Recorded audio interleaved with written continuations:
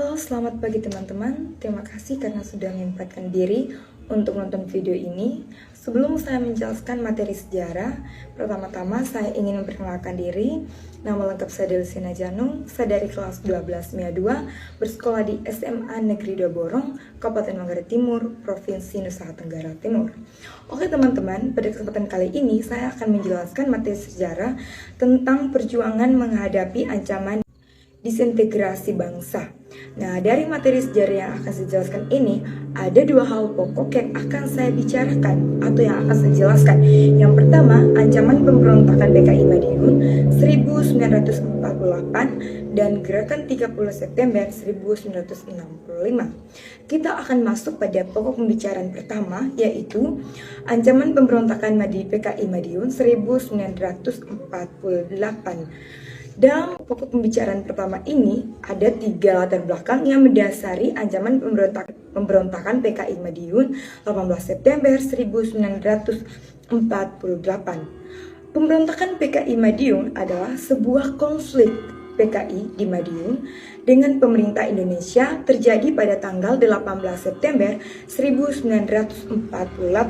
Pemberontakan PKI ini merupakan bentuk pemberontakan terhadap pemerintah Indonesia yang saat itu dipimpin oleh Presiden Soekarno. PKI Madiun diketuai oleh Amir Syarifuddin dan Musso. Baik teman-teman, pada kesempatan kali ini saya akan menjelaskan 3 latar belakang ancaman pemberontakan PKI Madiun 18 September 1948. Yang pertama adalah jatuhnya Kabinet Amir Syarifuddin. Yang kedua adalah kedekatan Amir Syarifuddin dengan tokoh PKI. Dan yang ketiga adalah propaganda terhadap Perdana Menteri selanjutnya. Oke, baik teman-teman, saya akan menjelaskan lebih detail lagi tentang 3 hal pokok atau 3 latar belakang yang mendasari ancaman pemberontakan PKI Madiun pada tanggal 18 September 1948. Nah baik teman-teman, sebelum kita masuk pada penjelasan selanjutnya, di mana penjelasan 3 latar belakang yang mendasari pemberontakan PKI di Madiun ini, di sini saya sedikit menjelaskan alasan utama mengapa PKI ini memberontak. Nah pasti dari teman-teman ada yang bertanya, apa sih alasan utama PKI ini memberontak? Jadi di sini teman-teman, alasan utama PKI ini memberontak adalah di mana tentunya bersifat ideologis, di mana mereka memiliki cita-cita ingin menjadikan Indonesia sebagai negara komunis. Jadi itulah alasan utama mengapa PKI di Madiun ini memberontak. Selamat menyaksikan. 1. Jatuhnya Kabinet Amir Syarifuddin. Jatuhnya Kabinet Amir Syarifuddin akibat ditandatanganinya Perjanjian Renville. Perjanjian ini disebut sangat merugikan negara Indonesia.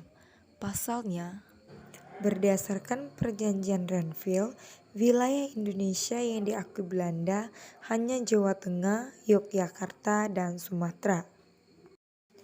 Amir Syarifuddin, Perdana Menteri saat itu, bertindak sebagai wakil Indonesia. Karena hasil perundingan justru banyak merugikan Indonesia, kekuasaan politik Amir semakin melemah.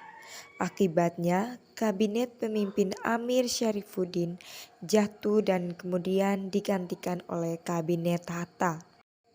Setelah tidak lagi menjadi Perdana Menteri, Amir membentuk Front Demokrasi Rakyat yang kemudian bekerja sama dengan organisasi berpaham kiri seperti Partai Komunis Indonesia, Barisan Tani Indonesia atau BTI, Pemuda Sosialis Indonesia.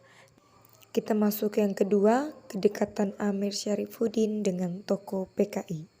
Kedekatan Amir Syarifuddin dengan tokoh PKI Musso mendorong terjadinya pemberontakan PKI di Madiun, di mana mereka bercita-cita menyebarkan ajaran komunisme di Indonesia.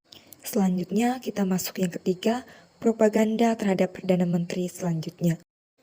Faktor pendorong lain pemberontakan PKI Madiun adalah adanya propaganda kekecewaan terhadap Perdana Menteri selanjutnya, yaitu Muhammad Hatta.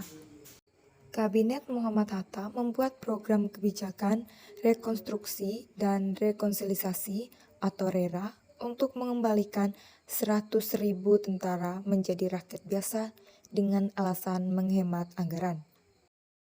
Nah baik teman-teman, selain berusaha untuk menggulingkan pemerintahan, pemberontakan PKI di Madiun juga bertujuan untuk 1. Membentuk negara Republik Indonesia Soviet, 2. Mengganti dasar negara Pancasila dengan komunisme, dan 3. Mengajak petani dan buruh untuk melakukan pemberontakan.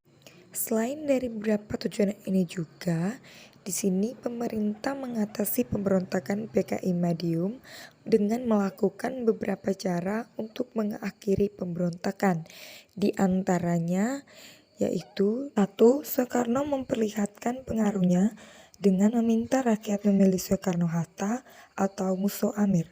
Kedua, Panglima Besar Sudirman memerintahkan Kolonel Gatot Subroto di Jawa Tengah dan Kolonel Sungkono di Jawa Timur untuk menjalankan operasi penumpasan pemberontakan PKI Madiun dibantu oleh para santri. Kita masuk pada bagian yang kedua, yaitu Gerakan 30 September 1965. Pada 1 Oktober 1965, Letkol Untung yang merupakan anggota Cakrabirawa atau pasukan pengawal istana memimpin pasukan yang dianggap layak pada PKI. Gerakan ini mengincar perwira tinggi TNI Angkatan Darat Indonesia.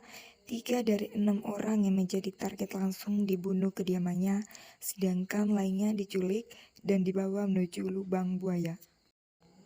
Keenam perwira tinggi TNI Angkatan Darat yang menjadi korban dalam peristiwa ini adalah 1.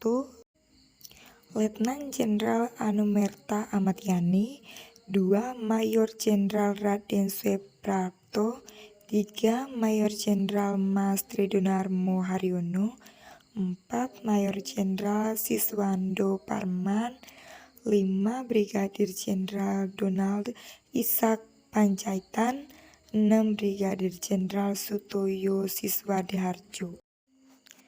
Keenam jenderal ini beserta Lertu Pire Tendapan kemudian ditetapkan sebagai pahlawan revolusi. Sejak berlakunya Undang-Undang Nomor 20 Tahun 2009, gelar ini juga diakui sebagai pahlawan nasional. Halo teman-teman, kembali lagi bersama saya di sini Delsena Janung. Tadi kita sudah sama-sama mendengarkan penjelasan mengenai perjuangan menghadapi ancaman disintegrasi bangsa. Nah, dari materi ini ada 2 hal pokok yang saya bicarakan tadi, yaitu ancaman pemberontakan PKI di Madiun pada tanggal 15 September 1948 dengan gerakan 30 September 1965. Sekian penjelasan singkat dari saya. Semoga materi yang saya jelaskan dapat teman-teman pahami. Sekian dan terima kasih. Sampai jumpa.